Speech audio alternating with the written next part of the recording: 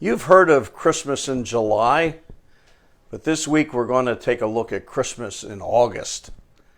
Actually, we're going to look at the story of the wise men who came to visit baby Jesus and how people responded to the announcement of the birth of the King of the Jews. So welcome to Answers for Living. In Matthew chapter 2, verses 1 to 12, we have a story about the wise men. In this story, we find three responses that people had to the announcement of the birth of Jesus, the King of the Jews.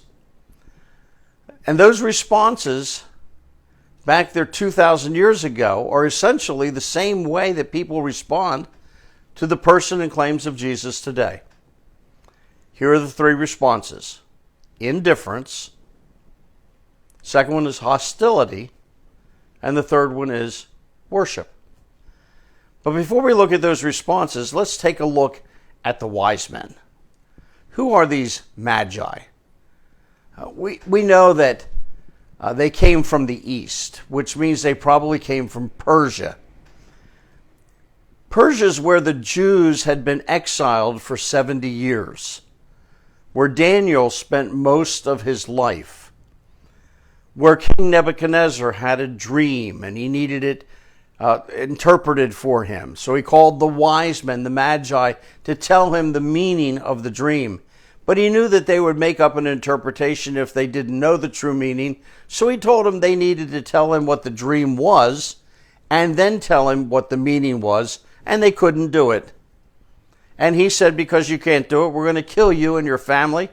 Fortunately, Daniel showed up and was able to come to their aid and tell the king the dream and the meaning of the dream, and he saved the lives of the magi. Now, you have to understand, Daniel was considered one of the magi, one of the wise men in the Babylonian kingdom. And he interpreted dreams often. Daniel would have had great influence on the magi who served Nebuchadnezzar. They would have heard his prophecies. They would have learned the Jewish scriptures. They would have learned about the coming Messiah. And it was probably because of Daniel's influence that 500 years after Daniel died, that the magi who were living then remembered the story and the scripture's prediction about the King of the Jews being born.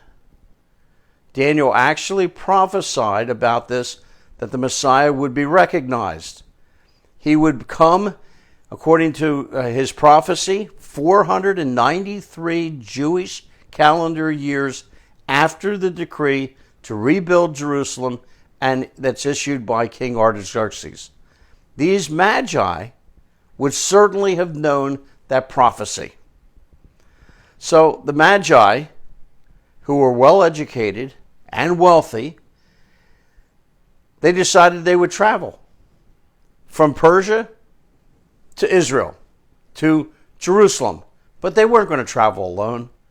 They had a great entourage that served them meals, protected them while they traveled over 1,000 miles to come to see the King of the Jews.